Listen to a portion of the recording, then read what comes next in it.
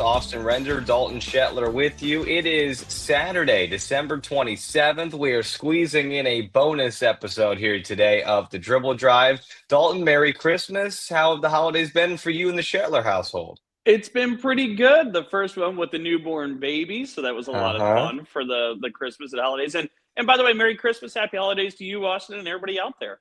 Yeah, I am rolling on parents' Wi-Fi and AirPods instead of the normal studio microphone. So apologies to folks if we get laggy, if the audio sounds tinny. We're working on family holiday ingredients here, but we wanted to make sure we got to show him. There's a couple of things we want to hit on today. We want to hit on Dalton being courtside for the Ole Miss Michigan State game, big win for the Spartans.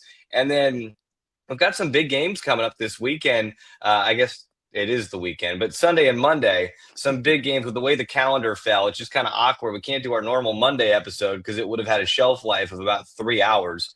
So we wanted to make sure we got this out early so people could preview the Monday episodes as well, or the Monday games as well. So we're going to hit that slate. As always, though, hit us up on the Back Home Network YouTube channel. If you're listening to us in audio form, that's great. You can see us in video form as well. The Back Home Network YouTube channel brought to you by Home Field Apparel. You can find the Dribble Drive podcast and all of its episodes there. If you are a video person, you're like, man, I really want to listen to this on the go, you can find us on Apple and Spotify podcasts as well.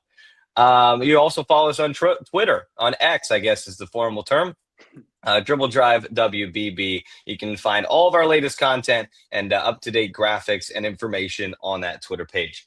Dalton, without further ado, I don't think we can start anywhere but the thumping that Michigan State provided to Ole Miss. What was that, Monday night? You were there. You were in Cherokee, North Carolina. This feels like a long week because you were there and then you were doing Christmas. So I'm sure it feels like a long time ago. But take us back to Monday night and how Michigan State got the job done against Ole Miss. Oh, it's funny. You said, yeah, coming up on the weekend. And you're like, actually, it's a weekend. And I'm like, honestly, I have no idea. It feels like there is no sense of time or days of the week right now. It's the holidays. It's just chaos. We'll all survive and have a good time as when Big Ten play picks back up. But to cap off the end of the non-conference, you're right. Monday night, Michigan State thumps Ole Miss. I like the wording for it. A number 15 Ole Miss team that is really, really good, Austin, and it's going to compete towards the top of that vaunted SEC conference with some of the big dogs out there. This is a really athletic Ole Miss team. It's a really big Ole Miss team. And you kind of wondered after the questions surfaced from Michigan State's loss against Wisconsin, okay, here comes some really high-level competition, some of the best in the country. And it's not just that. It's not just that they're very talented, but they're big. They're going to punch Michigan State in the mouth. Spartans didn't really answer the bell in Madison, Wisconsin. How are they going to handle this? And they answered it really with just a resounding triumph where it was a game where I had said to Robin Fralick afterwards, you knew you were going to have to get punched by Ole Miss, and the question was, okay, can you absorb that? Can you sustain that? But Michigan State in this one didn't just take punches. They punched back, and they punched harder than what Ole Miss was able to punch. Michigan State was able to out-rebound Ole Miss on the glass. This is a Ole Miss team that's out-rebounding opponents by 15 or so heading into that game.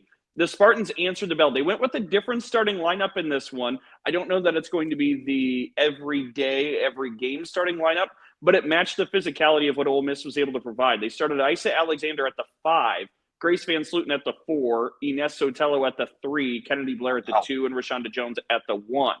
And they've been tinkering a little bit with that starting lineup. In the first game against Indiana State, Sada Sambolic, who finally is now eligible, the international player from Slovenia, had the start and was mixed in there. So they're still tinkering a little bit, but it's starting to come up with some pretty big answers for this staff. But I think overall, Austin, look, obviously I'm biased, right? I mean, we've shown what our colors are here on this podcast. But I think this is one of those types of performances where not only did Michigan State defeat number 15 Ole Miss, but beat them handedly and really just bullied the Rebels. I think this is one of those performances that you have to start considering Michigan State with that tier above where when we break out the Big Ten into tiers, we said UCLA and Michigan are kind of in a tier, but it feels like there's a healthy gap maybe between them just based off the talent UCLA has and what we expect from the Bruins. And then you throw in Maryland, who we continue to have questions because how many pieces of adversity can they sustain now losing Bree McDaniel for the year? And then you throw in the other pieces from there, the Iowa, Nebraska. And I think now with a performance like that, and Michigan State only just the one loss, of course it was a head scratcher, but just the one loss, I think MSU might be back into that class. I think, and we're not going to do Dribble Drive top five today. That'll be for the normal week episode that we'll have hopefully on Tuesday this week. I think that so my thing on Monday, and you weren't there for that show, Dalton, but my thing was the 5 spot for me was Nebraska. I know it was for you too, because it didn't feel like anybody was knocking down the door for that 5. And honestly, nobody was knocking down the door for the 4 either. Iowa just kind of is there, even though there's not a ton on that bone either. And Michigan State, finally, somebody from that chasing group went out and got a big-time victory. I don't know if it totally vaults them to 5 yet, but it puts Michigan State in that conversation, absolutely, with even Maryland, I think, has earned the right, at least to this point, to be a step ahead. And then I think it's Iowa, Nebraska, Ohio State, Michigan State, Washington, all in that kind of tier right there, knocking on the door of trying to be, and USC. Sorry, I knew there was one I was missing. So like 6 teams there for spots 4 through 9 are all very competitive. Somebody's going to end up 9th in this league, Dalton, and they're going to be a really good team that could make an absolute run in the Big Ten tournament. So it's going to be really fun to watch how all that ends up. But Michigan State, absolutely, I bumped them up in my power rankings from 9 to 7, and I'm willing to go higher. That was just kind of me about 10 minutes before we went on this show today going, oh, I forgot that happened on Monday. I should probably bump them up. I'll certainly think more about it as we get through the games coming up the next couple of days. But Michigan State's absolutely in that conversation. I think by, let's say, mid-January, Michigan State could be sitting there with 1 loss, 2 losses, and we pretty quickly forget about that loss at Wisconsin. And I'm not saying in a bad way, in a good way. We just kind of go, okay, that was early December, not worried about. I think there's a lot of teams, Dalton, that are going to play some big games coming up this weekend that are hoping to also put early December losses quickly behind them. And so I think Michigan State's one of those teams where we could see a totally different team by mid to late January, and we're not even thinking about that loss to Wisconsin anymore.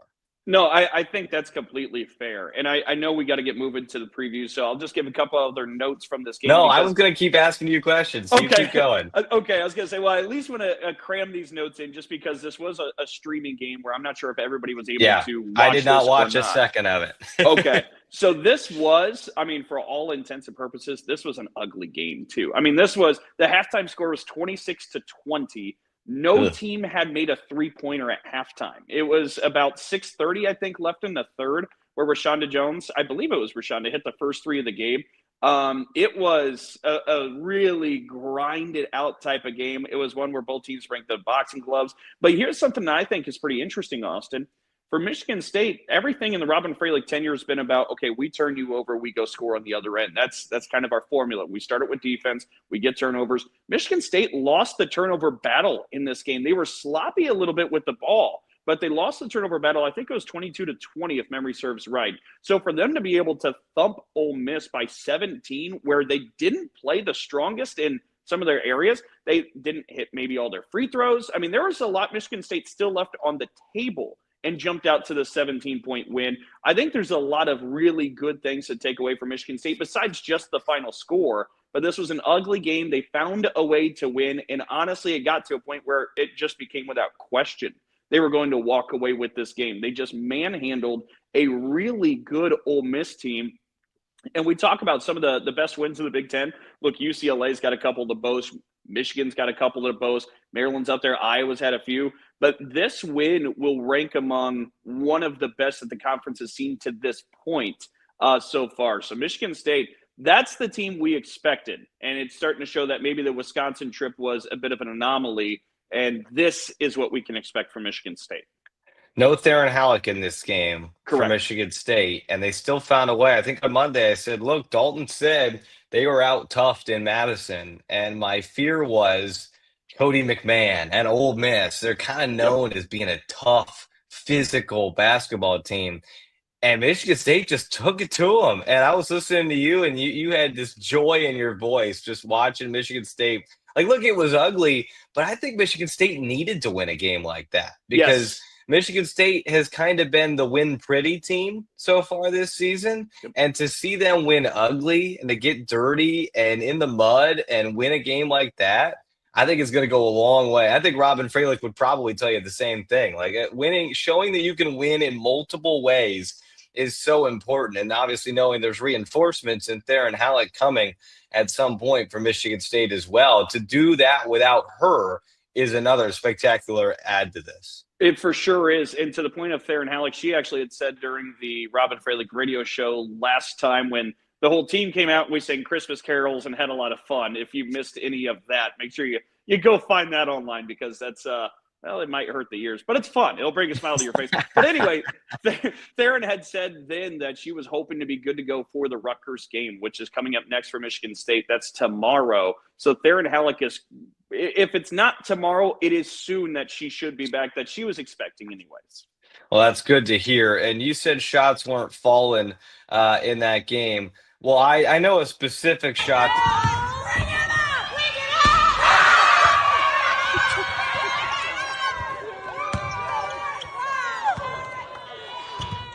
Look at that guy. Look at that guy. He's just nailing it from long range. His second one of the year. Oh, that's awesome. Somebody came up to me and they're like, well, you're 2 for 2 now, aren't you? And I was like, the ones that miss don't get shown on the online. So no, look, 2, I feel good about 2, but I'm not 2 for 2. We started this last year with our great managers. After every home shoot around, I interview coach, and then I go and take my crack at half court shots. But the thing with our team is you got to make one. Like you can't stop until you've made one. Oh, okay. It's bad luck if you just stop. So I have kept track throughout the season of how many attempts it takes me to knock down my half court shot. My best is 4. The worst has been 17. That one we were getting tired. I thought I was never going to get it done. You start getting to that 10, 11, 12 attempt. You're like, gosh, my arms are tired. My legs are tired. I'm an old man. I can't do this anymore. But look at Dalton with the camera on, knocking it down. Had to put that in there.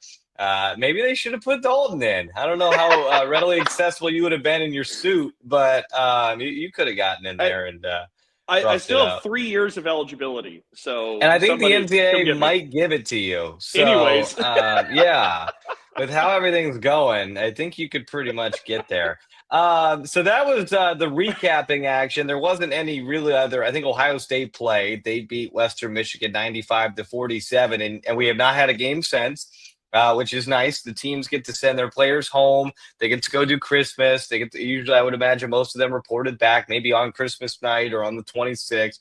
And now we've got a full slate of games. This is Big Ten season now, Dalton, which is going to be a ton of fun. I mean, this is what we do this for, is the Big Ten season. Like, we want to see these matchups. And so the first ones that I just want to touch on, because I touched on it on Monday, but I want to get your thoughts. We've got UCLA at Ohio State. This is a top 20 battle. It's Sunday afternoon on Big Ten Network. So that's tomorrow if you're listening to this when we release it here on Saturday. It's a top 20 battle and it's titled, Dalton, but I need to see something from Ohio State before I think I can truly believe that they could win this game. I was diving into some of the comparison stats. Obviously, the thing that Ohio State does better than UCLA does better than almost anybody in the country is force turnovers. It's what they do. They get about 15 steals a game, which is top 10 nationally. They force 25 turnovers again, top 10 nationally. So they are a pest. Now, UCLA does a pretty good job with the basketball, but we saw against Texas when they got heated up, they did struggle because of that pressure that Texas provided. Does Ohio State have the same athletes and the same ability to pressure the way Texas does? It's different. It's different in the way that they do it in a full court pressure. Texas does it in a half court heat you up pressure. So I do think it's a little different, but that would obviously be, I think the recipe for success for Ohio State is you force 20, 22 turnovers, you get 20, 25 points off those turnovers, and boom, maybe you're finding yourself a winner. But UCLA shoots the three better. They don't foul at all. I thought this stat was incredible. They are second in the nation in opponent free throw rate. 9.6% of opponent Wow. possessions go to free throws. 9.6. That is absurdly low. They average just 13 fouls a game. So UCLA does a great job. And it's a good defense. It's not like they don't defend. That's a great defensive team. It's just fundamentally sound. So they're not going to give Ohio State freebies. They don't really turn the ball over. They both hit threes pretty well. I think that's going to be a fun thing. Or sorry, they both give up a lot of threes is what I meant to say. So it could lead to a pretty fun game as well. But I have a hard time. It's a believe it when I see it situation, I think, in a game like this for Ohio State. No, I think you're right, and that is an incredible stat. I'm glad you shared that, and that goes to really simplify symbol. Let's go symbol. Symbolize? Symbolize. It's the holiday break. I'm Yeah, still words on are hard. eggnog. But it goes to He's show got eggnog with him right now, I think. That's right. But it goes to show the cheat code that Lauren Betts is on defense because look, if you get beat on the dribble, if you're UCLA, and I don't think it happens a ton, but if you're Kiki Rice and somehow somebody got to step on you, let them go because Lauren Betts is going to going to hit it right back at the shot attempt, and it's going to have a tattooed Wilson on the forehead if it's a team using a Wilson ball. But I mean, it goes to show just how dangerous and like we've been saying, the unicorn that UCLA really is in terms of talent for this conference. I'm with you. It has a bit of shades, maybe not as dramatic to me as when Ohio State earlier this year went out to Stores and I was like, keep it close and see if that maybe proves something.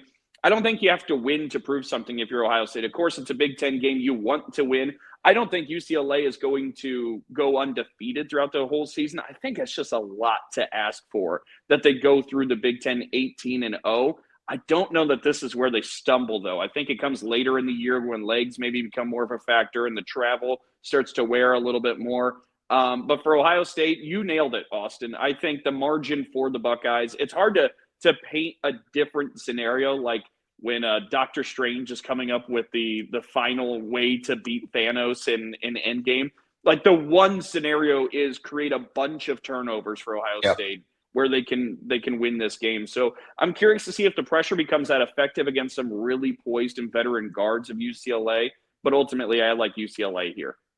Yeah, and Ohio State's a 28% three-point shooting team. It's never been, at least the last couple of seasons, it hasn't been a big part of Kevin McGuff's team's games. Yeah.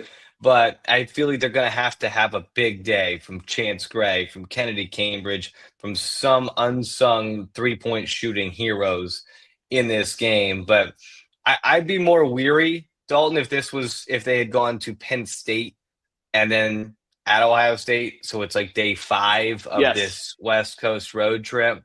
But I would assume they left on the 26th. So they had Christmas at least in LA. It's also different if you're on the road for Christmas. That's tougher. But I would imagine they were in LA for Christmas. They probably flew out the 26th, trying to get jet lag out of there today. I think they'll be fine tomorrow.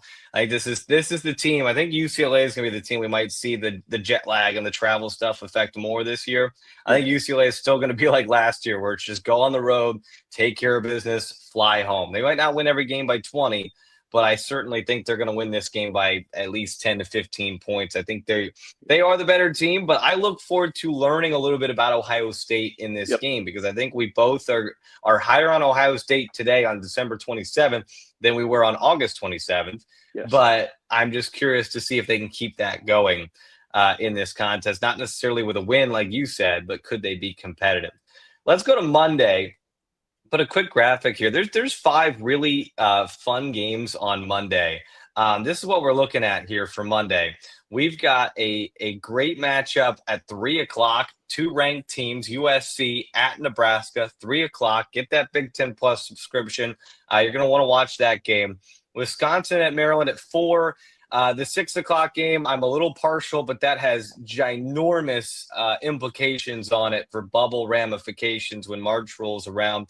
Northwestern at Washington at 8, and then Michigan at Oregon at 9 o'clock. That one's got a lot of fun written on it as well. So that's kind of the slate, Dalton. What jumps out to you? Where do you want to start on those Monday games? Oh, the one I'm most excited for between tomorrow and Monday, of course, taking personal bias and just the fact that Michigan State's playing a game. It's 3 o'clock Monday. USC, Nebraska that you have highlighted there on the graphic. That one, to me, in a strange way, it almost feels like a pick-up in Lincoln. I mean, Yeah. you could talk me into favoring one side or the other, but I think what we've seen from both squads, Nebraska still has to lose a game this year, but they're getting ready to play against a USC team that has been tested. They've been through the fires of UConn, of South Carolina, of Notre Dame. I mean, Southern California, not USC, has played just about everybody, and they're prepared for a trip like this to Lincoln.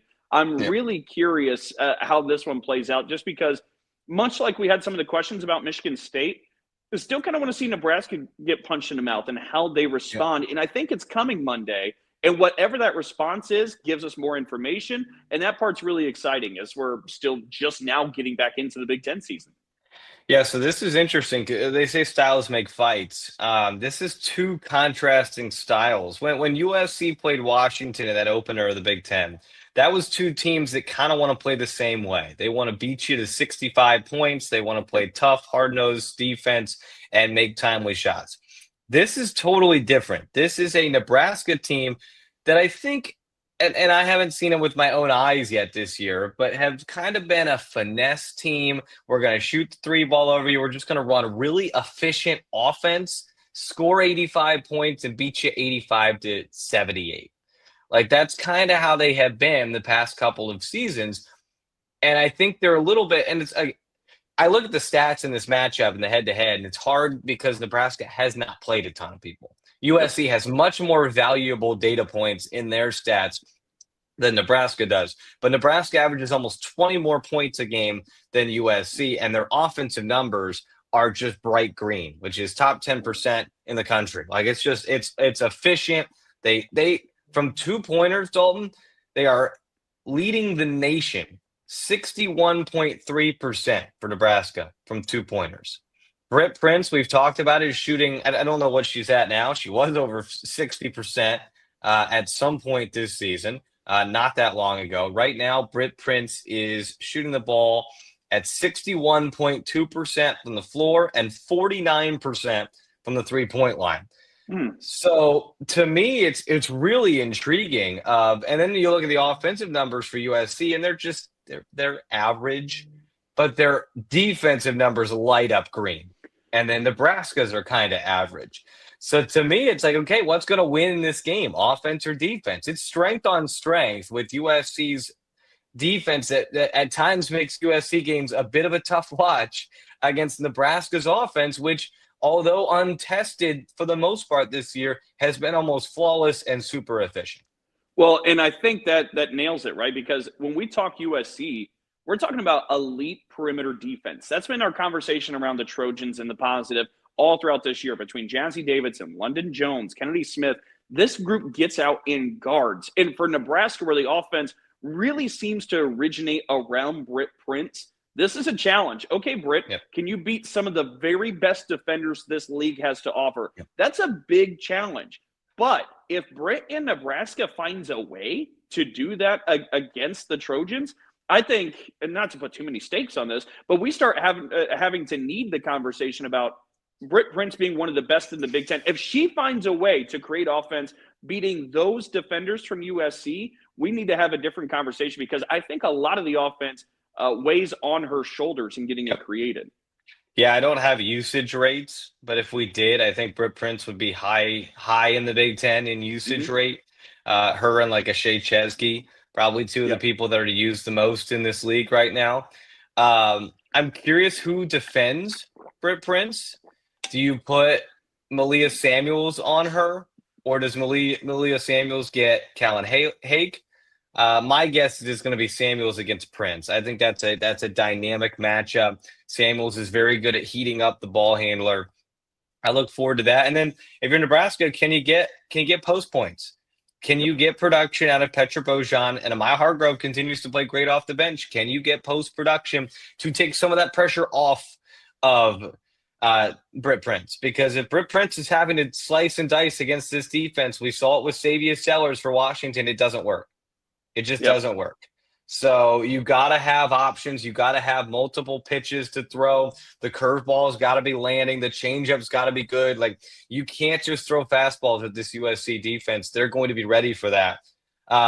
It's so intriguing because it's like, okay, it's a little bit like Michigan State where it's like, okay, you're going to get a physical, tough test here if you're Nebraska that you haven't seen yet this season. Are you going to be ready for it? This would be a huge road win for USC, who, as you said, has been through the ringer this year in terms of playing some tough opponents. If they lose this game, Dalton, I think this is, what is that, loss number 5 for USC if they lose this I game? think so. They're 9-3 right now, so it'd be loss number 4. Lost 4. Okay. But that's a lot early in the season for USC. And for Nebraska, this would be a really nice, hey, everybody, we are here to be a top 4 or 5 team in this league. This is a great opportunity for Amy Williams' squad to get a big win on their home floor. Pinnacle Bank's going to be alive for this one. I know it's a Monday afternoon, kind of a weird time, but I'm sure enough Lincoln people probably have the day off. That place is going to be packed. It's going to be a tough place to play for USC. Later that day, 6 o'clock, Minnesota at Indiana. This has like March bubble implications written all over it. Mm-hmm. Now, I think if you truth serum this, Dalton, Minnesota probably has the better outlook to get off the bubble come the end of the season than Indiana. And right now, Minnesota's not on the bubble, according to Charlie Cream. He did move them off last week.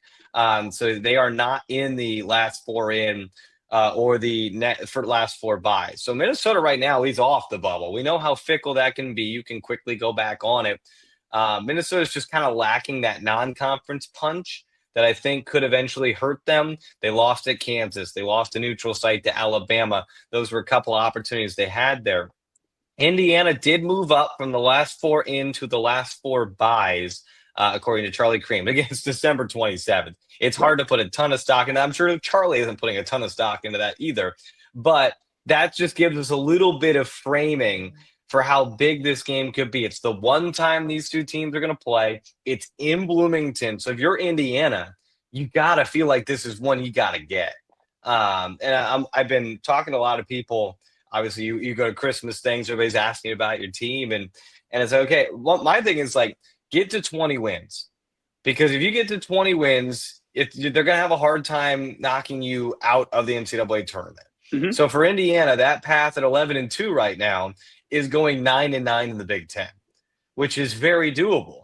So then when you're thinking about how do I get to 9-9, it's winning games like this on your home floor. It's beating Oregon at home. It's beating Minnesota at home. It's winning the games on your home floor against other teams that are in your kind of area in the conference. So this one may not have the numbers next to the name. It may not have the gravitas of a big national TV spot, but this has real importance to it in late December that could really kind of echo into the late stages of the Big Ten season.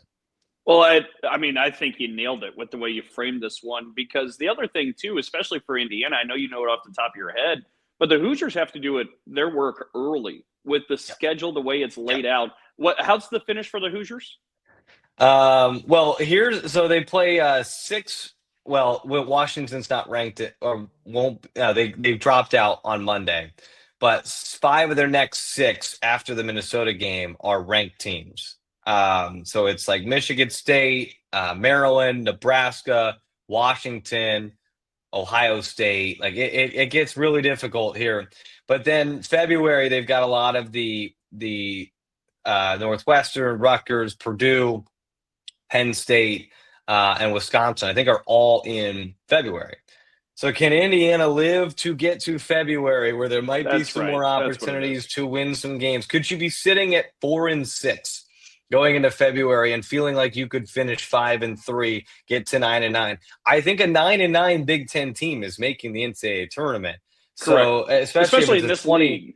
yes, a 20-win 9-9 Big Ten team is getting in the tournament. So again, how do you get there? What's the roadmap to that? It's got to include this one on Monday night. It just has to.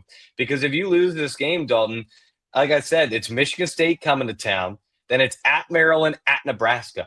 Like, It's oh tough. boy. Like, if you start 0-2 and those are the next 3 games you've got, like, Indiana needs to get this one. It feels like it. And for Minnesota, Dalton, they should be 1-0 in the Big Ten with a huge win over Maryland. And they let that slip away. And that was a huge missed opportunity for them. So, how do they get back up?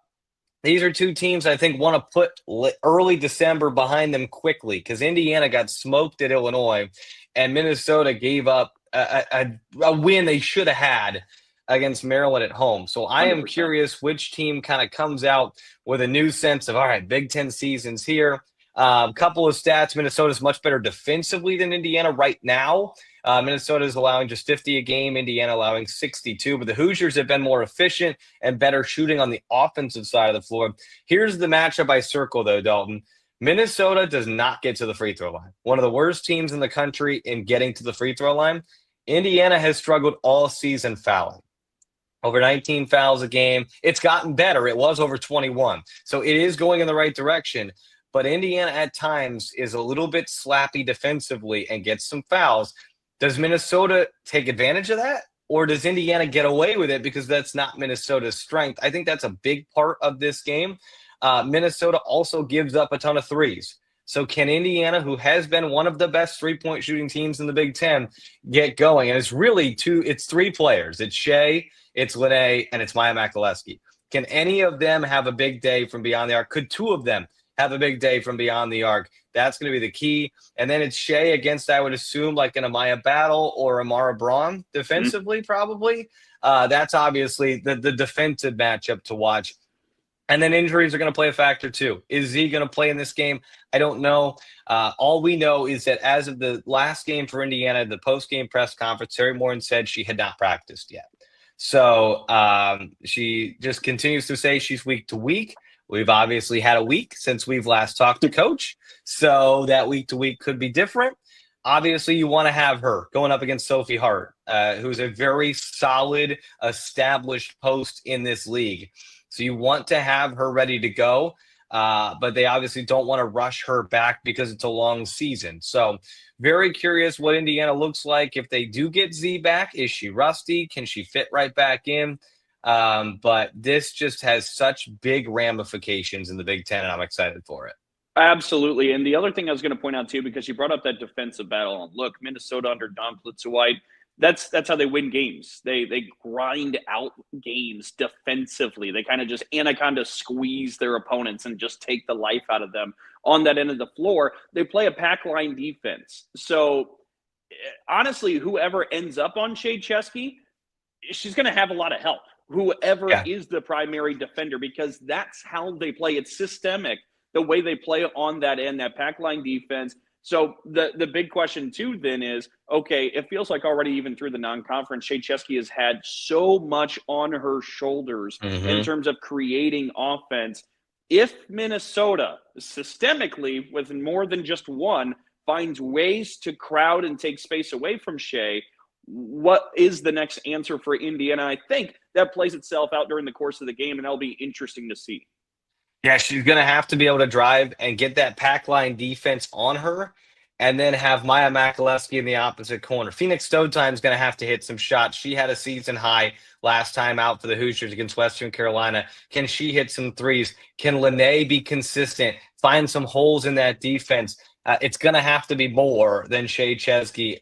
Shea Chesky can power you to wins against the MAC.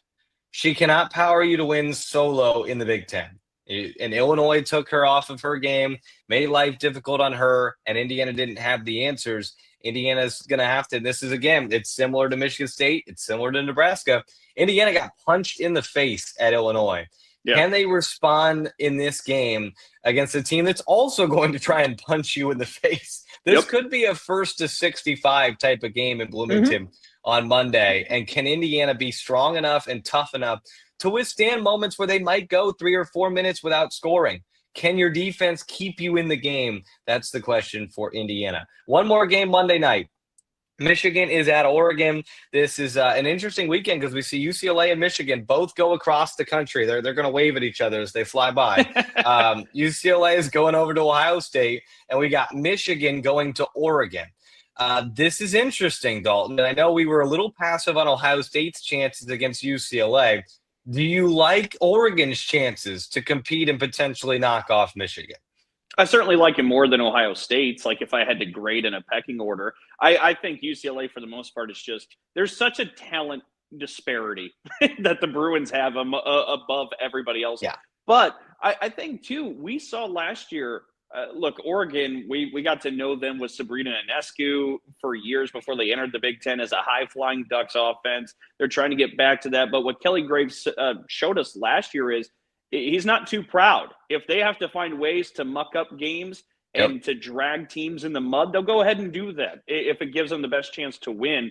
And so with that kind of capability and how good they were defensively last year, how it's carried over a little bit into this season, can they make life difficult for Michigan? I think they can. I still like Michigan in the game. I think they are the better team. But I do think Kelly Graves continues to create ways, create different routes or paths or solutions to give his team a chance, especially when maybe they're at a talent disadvantage. So I'm very curious to see this one. Of course, the big thing for me too is how good can the Ducks be defensively against some of these guards without one of their best, Amavius, who's out for the season. That was before the year even started.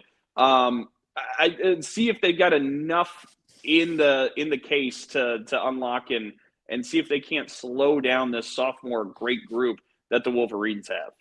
Yeah, because remember when Elise Amavius went out last season with the injury, their defensive numbers did start to take a Yes. turn. That incredible defense they were running just wasn't the same we saw in the Big Ten tournament with the way Indiana played against them.